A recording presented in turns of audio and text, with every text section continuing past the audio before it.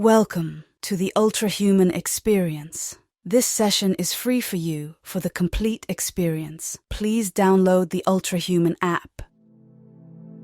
My name is Elizabeth Saydah. This evening, we will travel along the yellow brick road to the Emerald City of Oz. Before we embark on this adventure, sink into your sheets, cozy up in your favorite blanket, rest your head on your pillow, and allow yourself to relax. Your body feels supple and light. The weight of your day is slowly melting away. Your legs, your back, your shoulders, and your neck are completely relaxed. Any discomfort from the day is going away. Visualize yourself on the yellow brick road, ready to visit the land of Oz. Dorothy and her friends, the Cowardly Lion, the Scarecrow, and the Tin Man, have reached the gates of Emerald City, a place they have yearned to see.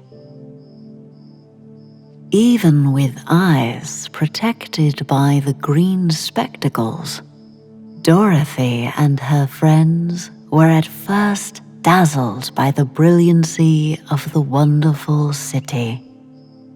The streets were lined with beautiful houses, all built of green marble and studded everywhere with sparkling emeralds. They walked over a pavement of the same green marble, and where the blocks were joined together were rows of emeralds set closely and glittering in the brightness of the sun. The window panes were of green glass.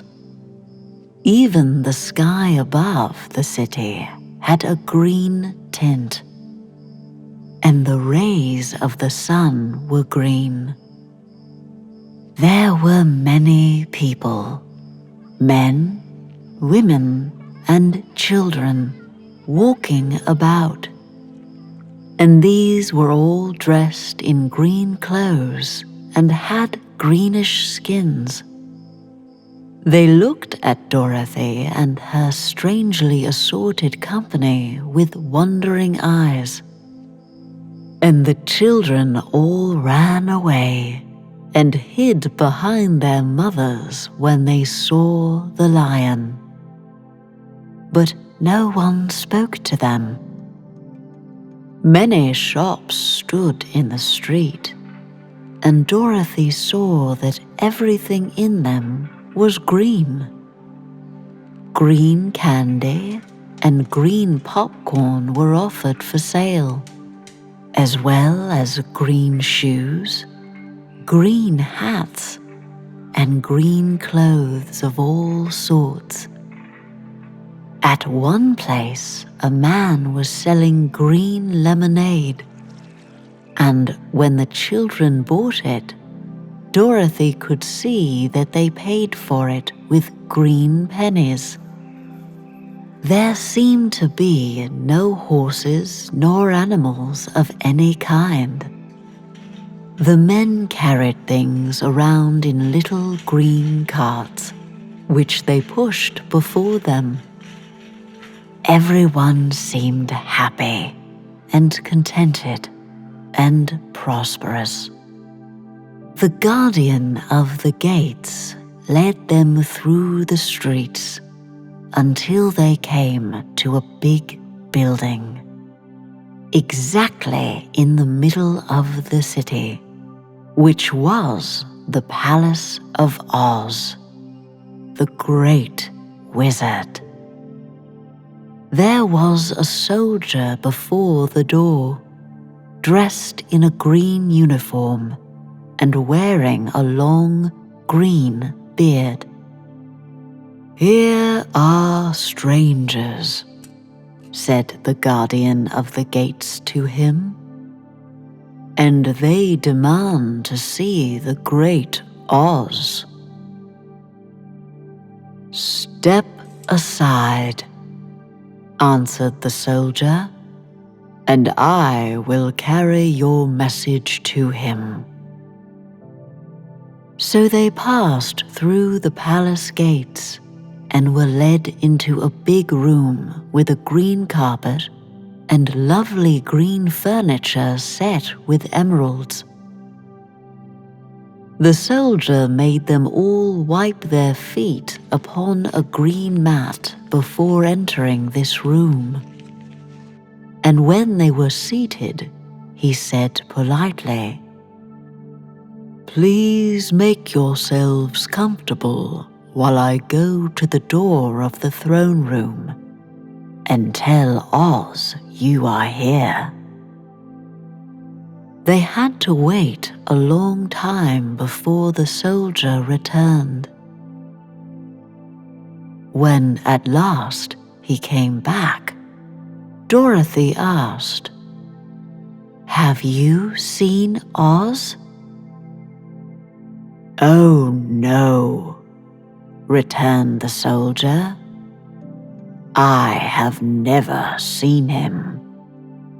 But I spoke to him as he sat behind his screen and gave him your message. He said he will grant you an audience if you so desire. But each one of you must enter his presence alone, and he will admit but one each day. Therefore, as you must remain in the palace for several days, I will have you shown to rooms where you may rest in comfort after your journey." "Thank you," replied the girl. "That is very kind of Oz." The soldier now blew upon a green whistle, and at once a young girl, dressed in a pretty green silk gown, entered the room. She had lovely green hair and green eyes, and she bowed low before Dorothy as she said, "Follow me, and I will show you your room." So Dorothy said goodbye to all her friends except Toto, and taking the dog in her arms, followed the green girl through 7 passages and up 3 flights of stairs until they came to a room at the front of the palace. It was the sweetest little room in the world, with a soft, comfortable bed that had sheets of green silk and a green velvet counterpane.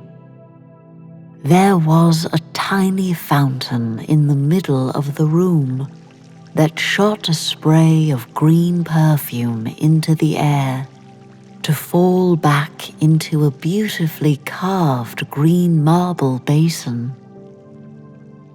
Beautiful green flowers stood in the windows, and there was a shelf with a row of little green books. When Dorothy had time to open these books, she found them full of queer green pictures that made her laugh.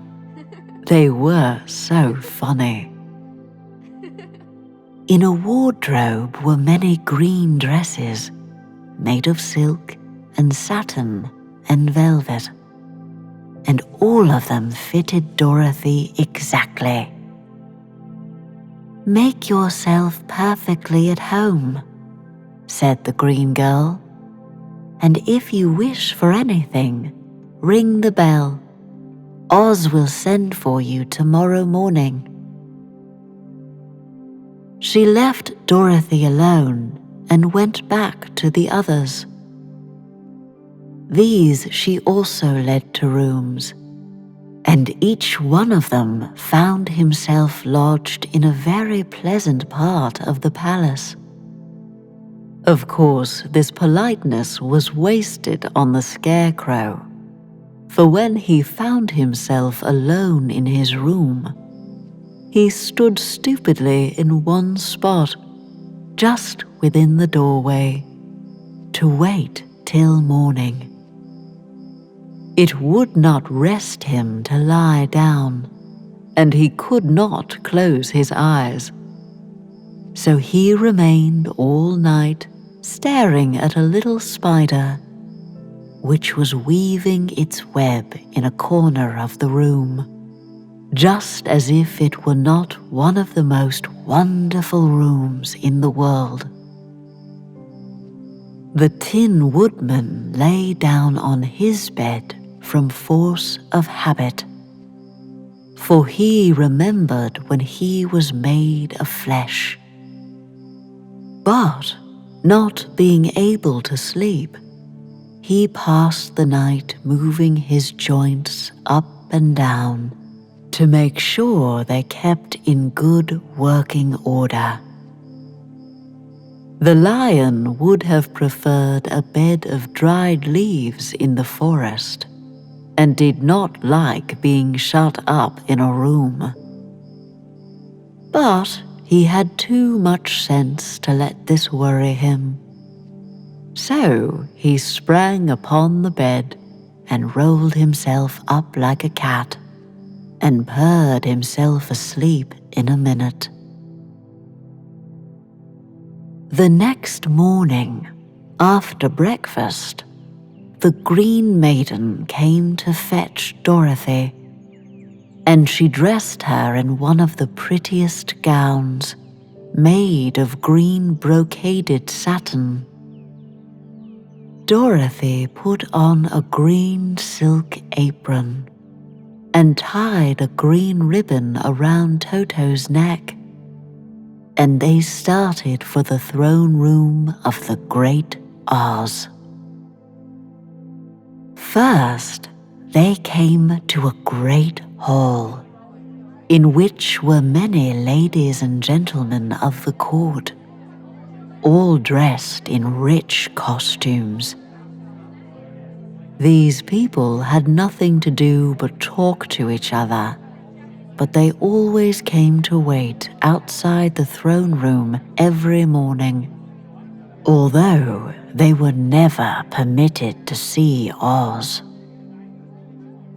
As Dorothy entered, they looked at her curiously, and one of them whispered, "Are you really going to look upon the face of Oz the Terrible?" "Of course," answered the girl, "if he will see me." "Oh, he will see you," said the soldier who had taken her message to the wizard. "Although he does not like to have people ask to see him. Indeed, at first he was angry and said I should send you back where you came from. Then he asked me what you looked like, and when I mentioned your silver shoes, he was very much interested. At last, I told him about the mark upon your forehead, and he decided he would admit you to his presence." Just then, a bell rang, and the green girl said to Dorothy, "That is the signal. You must go into the throne room alone." She opened a little door, and Dorothy walked boldly through and found herself in a wonderful place. It was a big round room with a high arched roof, and the walls and ceiling and floor were covered with large emeralds, set closely together. In the center of the roof was a great light, as bright as the sun, which made the emeralds sparkle in a wonderful manner. But what interested Dorothy most was the big throne of green marble that stood in the middle of the room. It was shaped like a chair and sparkled with gems, as did everything else. In the center of the chair was an enormous head, without a body to support it, or any arms or legs whatever. There was no hair upon this head, but it had eyes, and a nose, and mouth, and was much bigger than the head of the biggest giant. As Dorothy gazed upon this in wonder and fear, the eyes turned slowly and looked at her sharply and steadily. Then the mouth moved, and Dorothy heard a voice say, "I am Oz, the great and terrible. Who are you, and why do you seek me?" It was not such an awful voice as she had expected to come from the big head. So she took courage and answered, "I am Dorothy, the small and meek. I have come to you for help." The eyes looked at her thoughtfully for a full minute. Then said the voice, "Where did you get the silver shoes?" "I got them from the Wicked Witch of the East, when my house fell on her and killed her," she replied. "Where did you get the mark upon your forehead?" continued the voice. "That is where the Good Witch of the North kissed me, when she bade me goodbye and sent me to you," said the girl. Again the eyes looked at her sharply, and they saw she was telling the truth. Then Oz asked, "What do you wish me to do?" "Send me back to Kansas, where my Aunt Em and Uncle Henry are," she answered earnestly. "I don't like your country, although it is so beautiful, and I am sure Aunt Em will be dreadfully worried about my being away so long."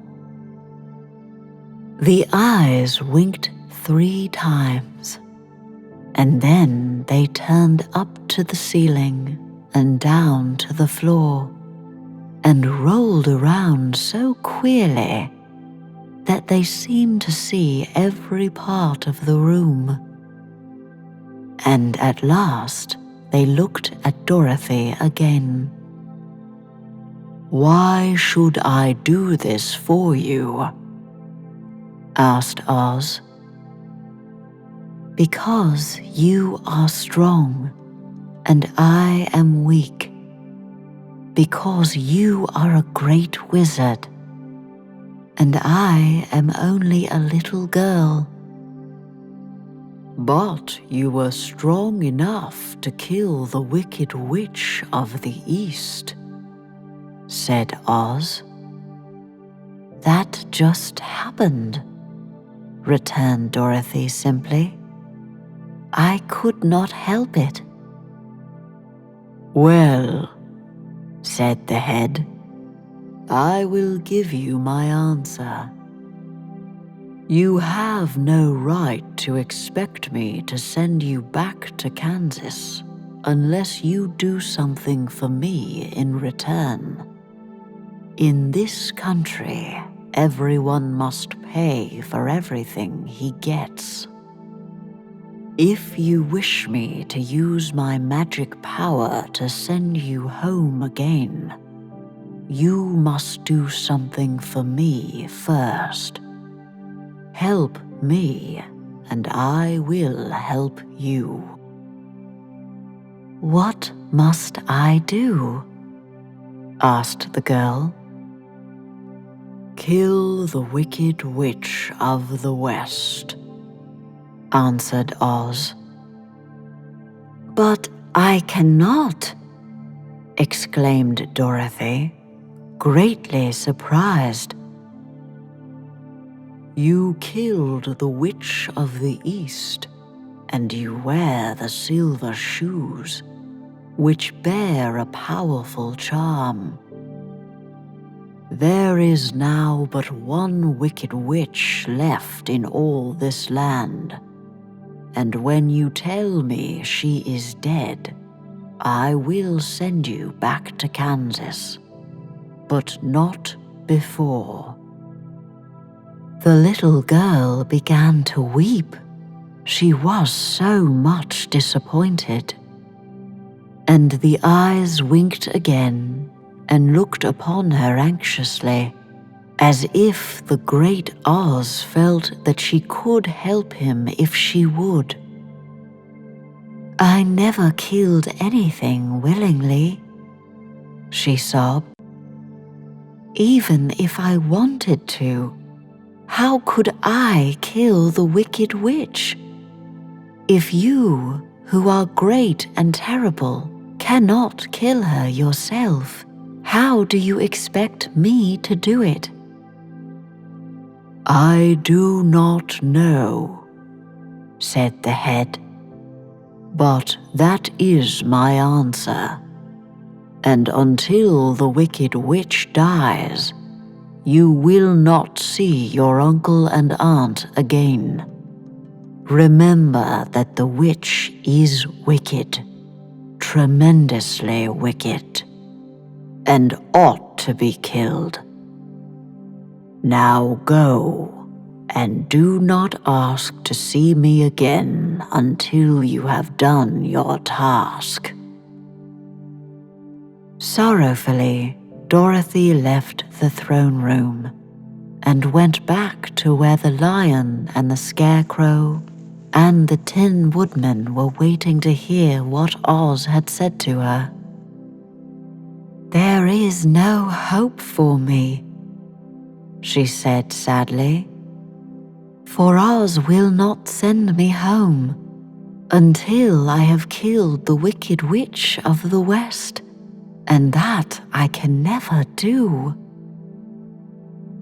Her friends were sorry, but could do nothing to help her.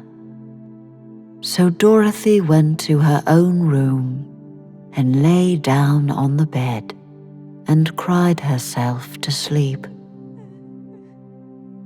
The next morning, the soldier with the green whiskers came to the scarecrow and said, "Come with me, for Oz has sent for you."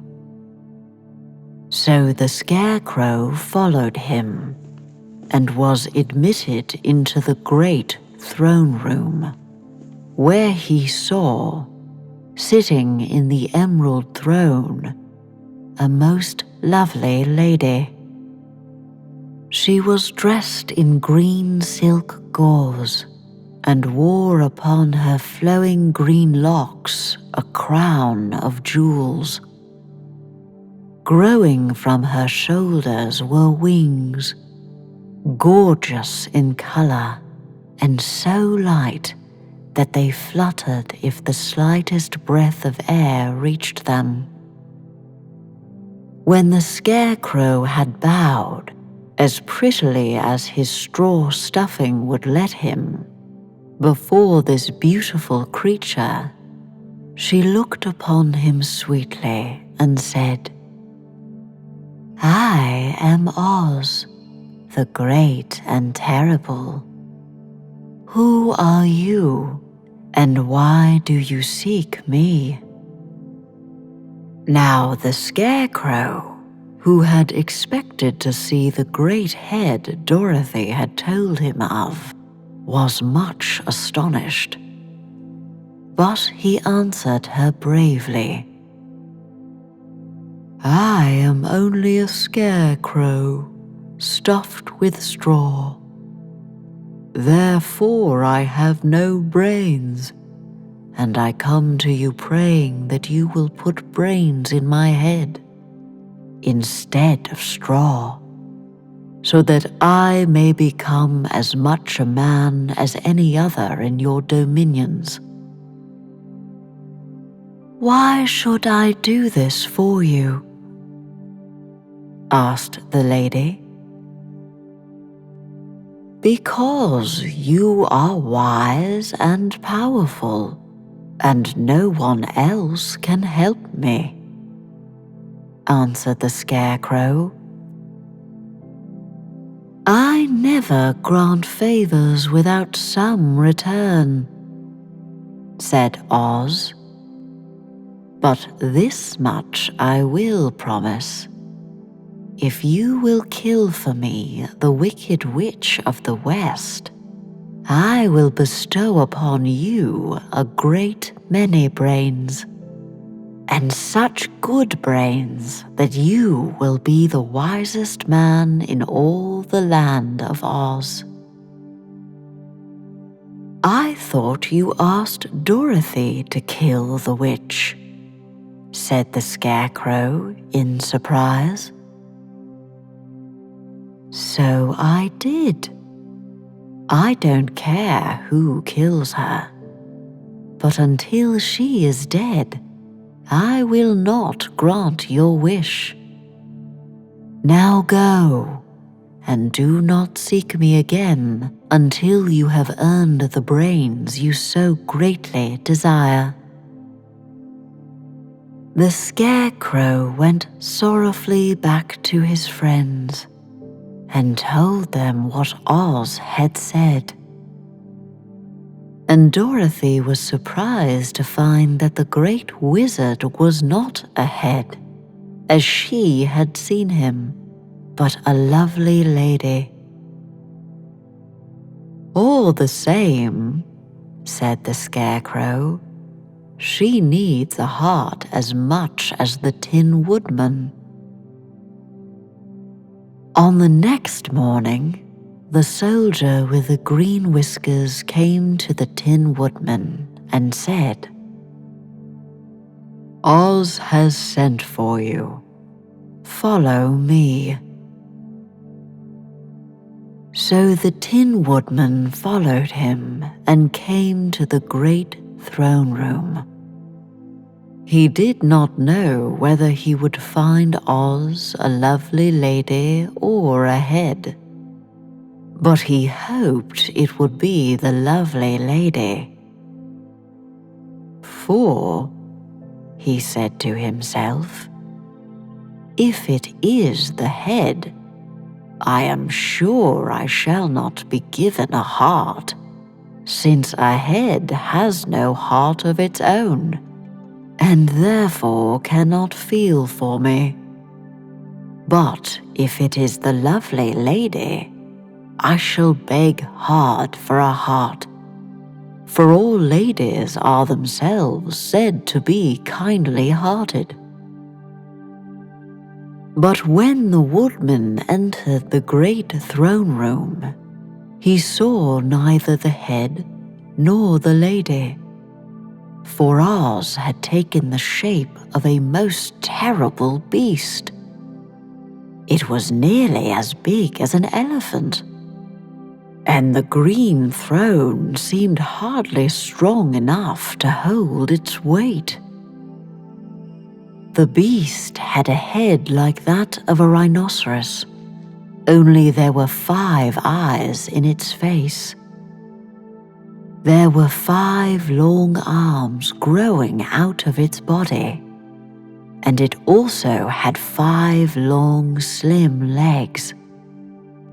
Thick, woolly hair covered every part of it, and a most dreadful-looking monster could not be imagined. It was fortunate the Tin Woodman had no heart at that moment, for it would have beat loud and fast from terror. But being only tin, the woodman was not at all afraid, although he was much disappointed. "I am Oz, the great and terrible," spoke the beast, in a voice that was one great roar. "Who are you, and why do you seek me?" "I am a woodman, and made of tin. Therefore I have no heart, and cannot love.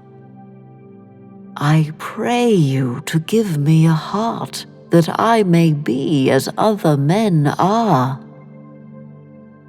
"Why should I do this?"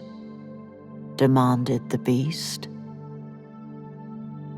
"Because I ask it, and you alone can grant my request," answered the woodman. Oz gave a low growl at this, but said gruffly, "If you indeed desire a heart, you must earn it." "How?" asked the woodman. "Help Dorothy to kill the Wicked Witch of the West," replied the beast. "When the witch is dead, come to me, and I will then give you the biggest and kindest and most loving heart in all the land of Oz." So the Tin Woodman was forced to return sorrowfully to his friends and tell them of the terrible beast he had seen.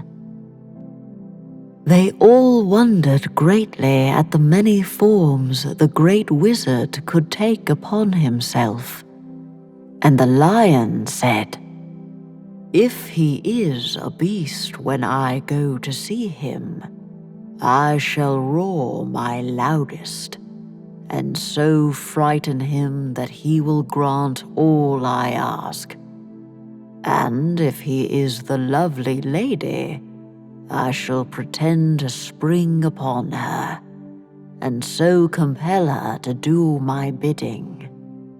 And if he is the great head, he will be at my mercy, for I will roll this head all about the room, until he promises to give us what we desire. So be of good cheer, my friends, for all will yet be well." The next morning, the soldier with the green whiskers led the lion to the great throne room and bade him enter the presence of Oz.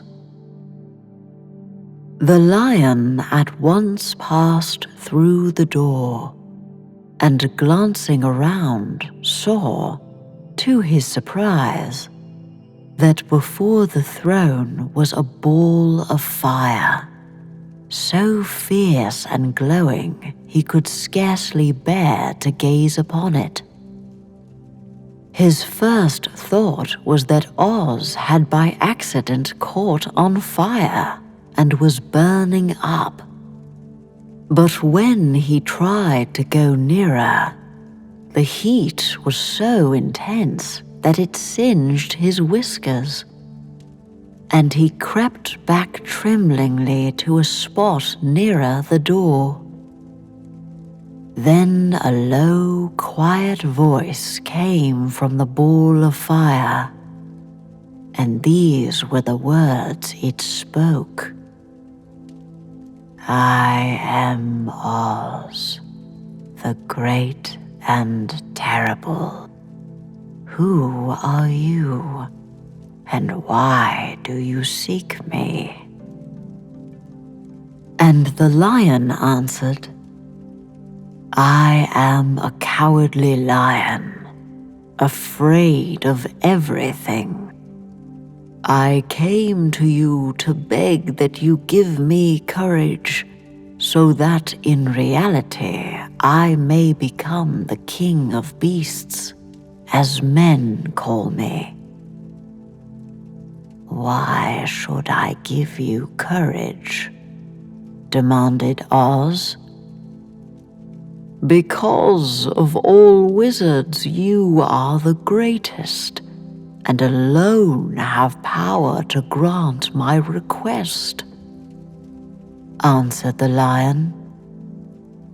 The ball of fire burned fiercely for a time, and the voice said, "Bring me proof that the wicked witch is dead, and that moment I will give you courage.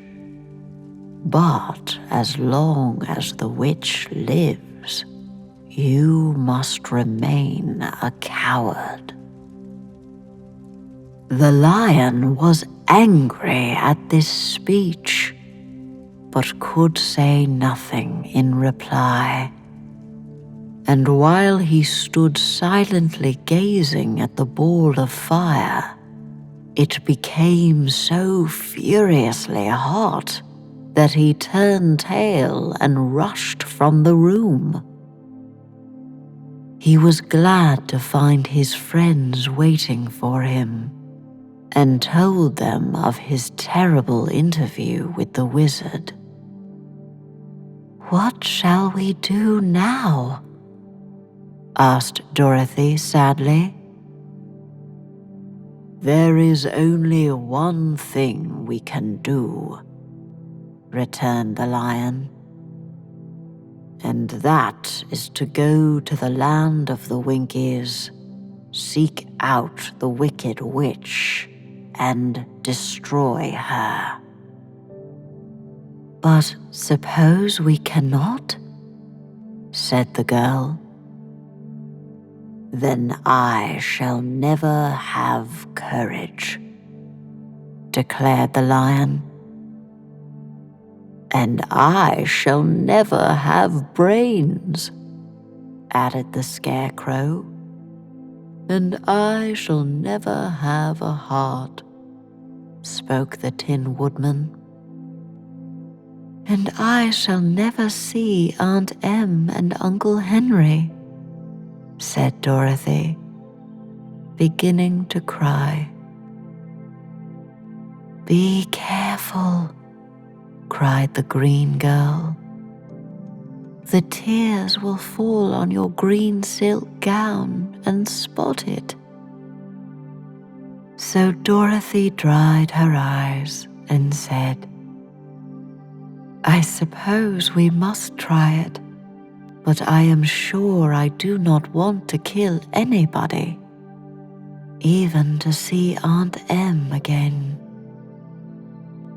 "I will go with you, but I'm too much of a coward to kill the witch," said the lion. "I will go too," declared the scarecrow. "But I shall not be of much help to you. I am such a fool. I haven't the heart to harm even a witch," remarked the Tin Woodman. "But if you go, I certainly shall go with you." Therefore it was decided to start upon their journey the next morning, and the woodman sharpened his axe on a green grindstone and had all his joints properly oiled. The scarecrow stuffed himself with fresh straw, and Dorothy put new paint on his eyes that he might see better. The green girl, who was very kind to them, filled Dorothy's basket with good things to eat and fastened a little bell around Toto's neck with a green ribbon.